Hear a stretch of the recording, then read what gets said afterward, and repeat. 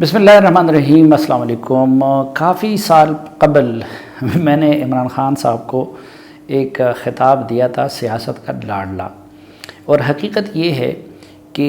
جتنا ان کو لاڈلا بنایا گیا تھا ریاستی اداروں کی طرف سے، اتنا ماضی میں کسی اور کو لاڈلا بنانے کی مثال نہیں ملتی۔ نواز شریف صاحب بھی کسی زمانے میں ریاستی اداروں کے لاڈلے رہے تھے، اور ظاہر ہے کہ جب اسٹیبلشمنٹ کا کوئی لاڈلا بن جاتا ہے تو پھر لامحالہ وہ عدلیہ، میڈیا اور اسی طرح کے دیگر اداروں کے بھی لاڈلے بن جاتے ہیں۔ لیکن عمران خان صاحب کے لاڈلے پن کی کوئی دوسری مثال ہمیں نہیں ملتی،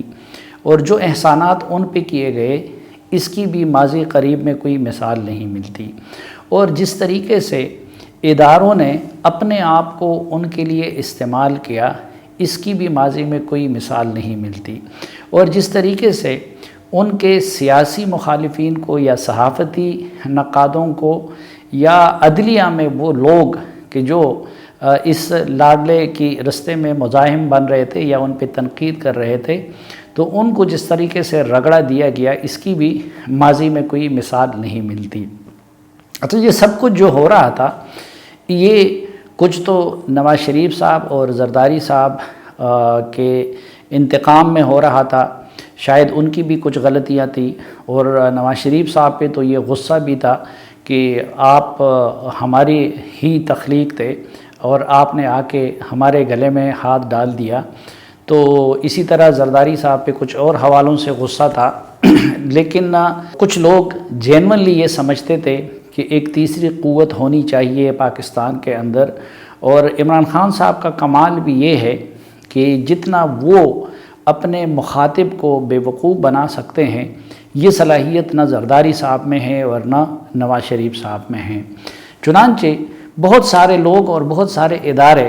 پورے اخلاص کے ساتھ عمران خان صاحب کو مسیحا سمجھ رہے تھے اور ان پہ وہ احسانات کرتے رہے۔ چنانچہ 2010-11 سے اس سلسلے کا آغاز ہوا تھا، اور جو کہ ابھی تک جاری رہا کسی نہ کسی شکل میں۔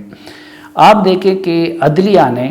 ان کی خاطر اپنے آپ کو متنازع کیا، خصوصاً جو جسٹس ثاقب نثار صاحب کا دور تھا اس میں تو عدلیہ نے اپنے وقار کا ایک لحاظ سے جنازہ نکال دیا، اور نواز شریف کو فارغ کرنے میں، پیپلز پارٹی کو فارغ کرانے میں اور ان کے ہاتھ پاؤں باندھنے میں، اور پھر جس طریقے سے ان کو صادق اور امین قرار دلوا دیا گیا، پھر کس طریقے سے سکور برابر کرنے کے لیے جب جہانگیر ترین کو فارغ کیا گیا، تو عدلیہ نے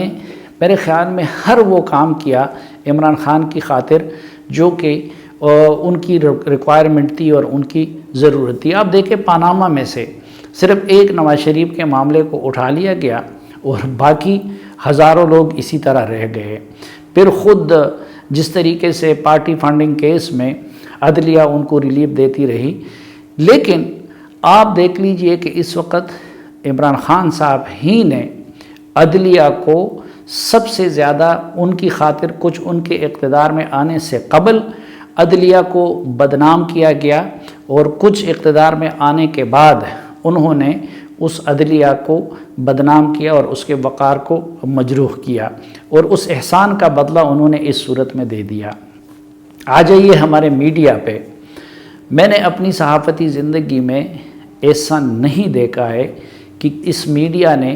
کسی کی غلطیوں پہ اور کسی کی بلنڈرز پہ اتنا پردہ ڈالا ہو جتنا کہ عمران خان صاحب کے غلطیوں اور بلنڈرز پہ ڈالا ہے۔ مثلاً آپ دیکھ لیجئے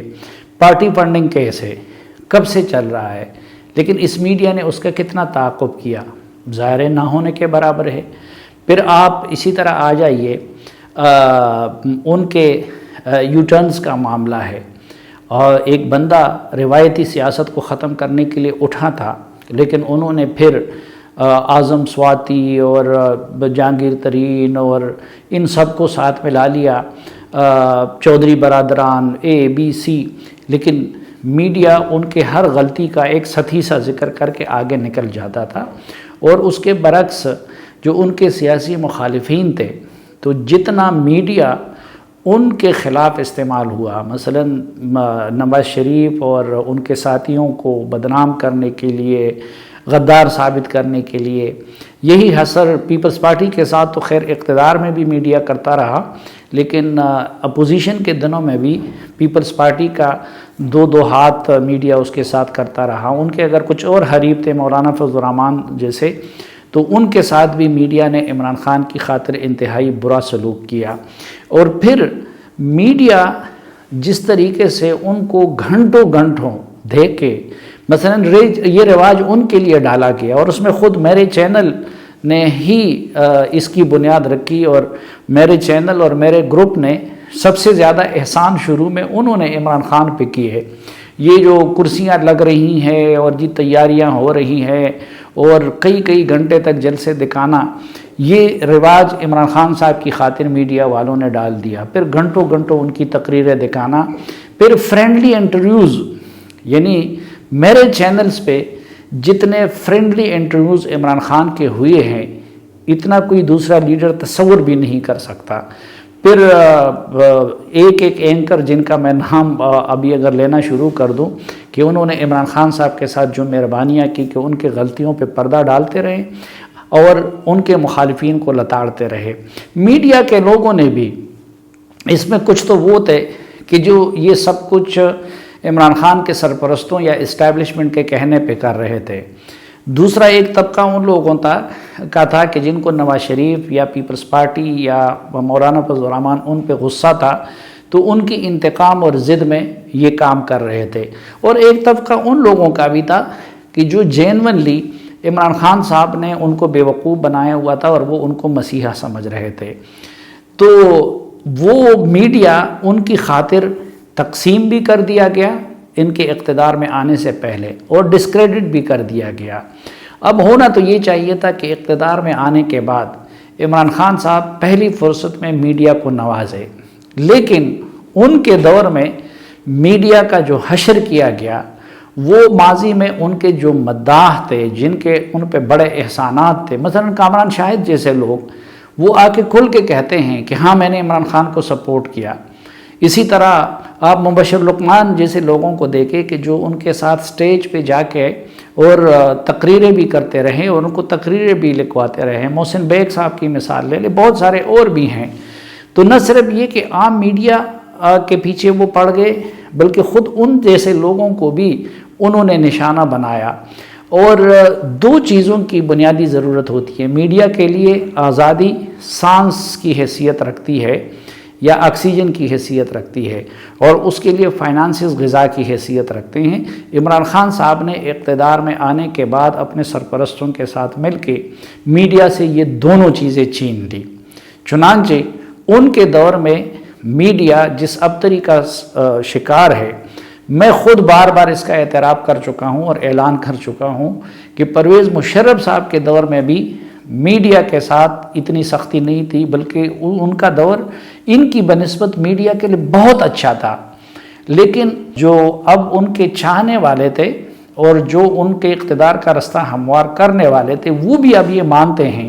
کہ یہ قدغنیں، یہ پابندیاں اور یہ بدتمیزیاں اور حکومت کی طرف سے یہ رکاوٹیں انہوں نے کسی ماشاء اللہ کے دور میں بھی نہیں دیکھی تھی، جو عمران خان صاحب نے اس وقت میڈیا کے ساتھ جو سلوک انہوں نے روا رکھا ہے. تو میڈیا کے احسان کا بدلہ انہوں نے اس شکل میں دے دیا. اب آ جائیے فوج کی طرف اور فوج سے منسلک اداروں کی طرف. اب وجہ جو بھی تھی، میں نے آپ کو بتا دیا کہ نواز شریف کا انتقام بھی ہو سکتا تھا، شاید جینونلی یہ سوچ ہو سکتی تھی کہ عمران خان صاحب ملک کے لیے بہتر ہو سکتے ہیں، لیکن عمران خان صاحب کو اقتدار دلوانے کے لیے بھی الیکشن سے پہلے بھی ان ہمارے ریاستی اداروں نے عمران خان صاحب کو جس طریقے سے سپورٹ کیا اور ان کے مخالفین کی نظروں میں اپنے آپ کو جتنا متنازع بنایا، ماضی میں اس کی مثال نہیں ملتی. بلکہ مثلا ماضی میں یہ ہوا تھا کہ جنرل ضیاء الحق اگر پیپلز پارٹی کو آؤٹ کر رہے تھے تو انہوں نے اس کے لیے مسلم لیگ کو ساتھ ملا لیا، جماعت اسلامی کو بھی ساتھ ملا لیا، خان عبدالولی خان کو بھی رہا کر دیا. لیکن عمران خان صاحب کو اقتدار میں لانے کی بہت باری قیمت دی گئی تھی. مثلا نون لیگ کو جو روایتی حلیف تھا اسٹیبلشمنٹ کا، ان کو حریف بنایا گیا، اور جو پنجاب کی سب سے بڑی پارٹی ہے. پھر پیپلز پارٹی کو بھی ناراض کر دیا گیا. پھر دینی جماعتیں JUI اور جماعت اسلامی جو کہ اسٹیبلشمنٹ کی روایتی حلیف رہی تھی سالوں سے، ان کو بھی حریف بنایا گیا اور ناراض بنایا گیا۔ قوم پرست جماعتیں عوامی نیشنل پارٹی اور پختونخوا ملی عوامی پارٹی اور بلوچستان نیشنل پارٹی، اس طرح کی جماعتوں کو بھی عمران خان کی خاطر ناراض کر دیا گیا، حتیٰ کہ مصطفیٰ کمال اور چودھری نثار علی خان جیسے لوگوں کو بھی ان کی خاطر قربان کر دیا گیا۔ لیکن جواب میں اقتدار میں آنے کے بعد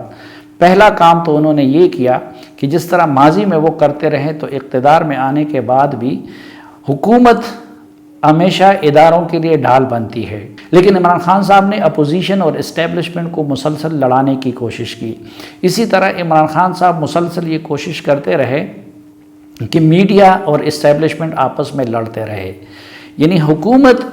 اپوزیشن اور میڈیا یا سول سوسائٹی اور اسٹیبلشمنٹ کے درمیان پل کا کردار ادا کرتی ہے، لیکن عمران خان صاحب کی حکومت وہ واحد حکومت تھی کہ جو ایک پیج کا نام لے کے سول سوسائٹی یا اپوزیشن کی جماعتوں اور میڈیا اور اسٹیبلشمنٹ کو لڑانے کی کوشش کرتی رہی۔ دوسرا، حکومت اداروں کے لیے ڈھال بنتی ہے، لیکن اس حکومت نے اپنے کالے کرتوتوں کے لیے اسٹیبلشمنٹ کو اور ریاستی اداروں کو ڈھال بنائے رکھا، لیکن اس احسانات کا صلہ کس صورت میں دے دیا گیا؟ پہلے ہم نے دیکھا کہ کس طریقے سے آرمی چیف کے ایکسٹینشن کے معاملے کو انہوں نے متنازع بنایا، اور اب ہم دیکھ رہے ہیں کہ DGI کی تقرری کا انہوں نے کس طرح تماشا بنا رکھا ہے۔ تو عمران خان صاحب واحد حکمران ہیں۔ اس کے برعکس اگر ہم دیکھیں تو پیپلز پارٹی سفر ہوئی ہے عدلیہ کے ہاتھوں بھی اور اسٹیبلشمنٹ کے ہاتھوں بھی۔ مسلم لیگ نون ماضی میں ٹھیک ہے انہوں نے بھی زیادتیاں کی ہوں گی، لیکن مسلم لیگ نون سفر ہوئی ہے اسٹیبلشمنٹ کے ہاتھوں بھی اور عدلیہ کے ہاتھوں بھی، الیکشن کمیشن کے ہاتھوں بھی، میڈیا کے ہاتھوں بھی۔ لیکن میں سمجھتا ہوں کہ 100 زرداری اور 100 نواز شریف جو بظاہر حریف ہیں، وہ مل کے ریاستی اداروں کو وہ نقصان نہیں پہنچا سکتے جو لاڈلا بن کے، اپنا بن کے، ترجمان بن کے عمران خان صاحب نے ہمارے عسکری اداروں کو، ہماری عدلیہ کو اور ہماری میڈیا کو، ہمارے الیکشن کمیشن کو اور باقی سب کو پہنچا دیا۔ اسی طرح آپ دیکھیں کہ الیکشن کمیشن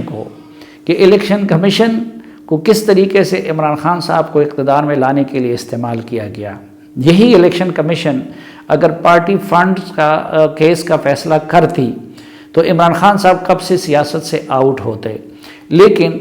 کتنے سال ہو گئے اور وہ الیکشن کمیشن عمران خان کی خاطر اس کیس کو لٹکا رہی ہے۔ دوسری طرف ان کے مخالفین کو الیکشن کمیشن نے ان کے ساتھ کبھی بھی کوئی اچھا سلوک نہیں کیا جو پچھلا الیکشن کمیشن تھا۔ پھر RTS کو جس طریقے سے عمران خان کی خاطر فیل کرا دیا گیا،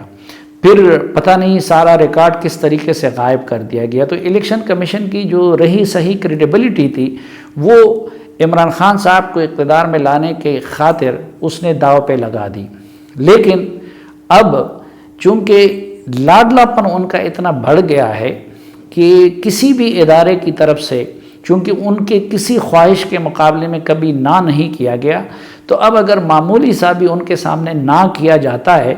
تو ان کو بڑا عجیب لگتا ہے اور وہ جواب میں حملہ آور ہوتے ہیں۔ تو اب جب ایک معاملے میں تھوڑی سی الیکشن کمیشن نے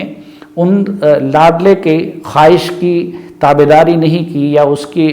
کے مطابق ایکٹ نہیں کیا، اور جو پاسبل بھی نہیں ہے الیکٹرانک ووٹنگ کے معاملے پہ، تو عمران خان صاحب اس پہ بھی حملہ آور ہو گئے۔ تو یہ میرے خیال میں عمران خان صاحب پاکستان کی سیاست کا وہ کردار ہیں کہ ان پہ تمام ریاستی اداروں نے اپنی اپنی بس کے مطابق احسانات کیے، لیکن ایک ایک کر کے انہوں نے ان محسن اداروں کو جواب میں لتاڑنے کی کوشش کی، اور ان سب کو مثلاً عدلیہ کے ساتھ پیپلز پارٹی کا بھی تنازع آیا ہے، نون لیگ کا بھی آیا ہے، لیکن وہ مل کے بھی کبھی حریب بن کے بھی، نقاد بن کے بھی عدلیہ کو وہ نقصان نہیں پہنچا سکے جو اپنا اور لاڈلا بن کے عمران خان صاحب نے پہنچا دیا۔ یہی معاملہ میڈیا اور نواز شریف کا بھی کسی زمانے میں ٹسل رہا ہے، آج بھی ان کو شکایت ہوتی ہے۔ پیپلز پارٹی تو ہمیشہ میڈیا سے ناخوش رہی ہے، زیر عتاب رہی ہے، اور پیپلز پارٹی پہ جتنی تنقید میڈیا نے کی ہے شاید ہی کسی جماعت پہ رہی ہو، لیکن پیپلز پارٹی بھی میڈیا کو وہ نقصان نہیں پہنچا سکی جو تنہا عمران خان صاحب نے میڈیا کو پہنچا دیا۔ پہلے اقتدار میں آنے سے قبل میڈیا نے خود اس کی خاطر اپنے آپ کو تقسیم بھی کیا اور ڈسکریڈٹ بھی کیا، لیکن احسان کا جواب اب عمران خان صاحب نے اس شکل میں دے دیا۔ اور پھر یہی معاملہ ہماری اسٹیبلشمنٹ کا ہے کہ 100 زرداری اور 100 نواز شریف مل کے بھی شاید ہمارے سلامتی کے اداروں کے وقار کو وہ نقصان نہیں پہنچا سکتے جو کہ تنہا عمران خان صاحب اور ان کے ساتھیوں نے پہنچا دیا۔ اور یہی معاملہ الیکشن کمیشن کا ہے۔ تو یہ ہے ہمارے عمران خان صاحب کا معاملہ۔ اب باری باری شاید سب کو تو سمجھ آتی ہے، اور باری باری سے مجھے یاد آتا ہے کہ لوگ کہتے ہیں کہ ایک زرداری سب پہ باری، لیکن میں کہتا ہوں کہ اگر حقیقت میں دیکھا جائے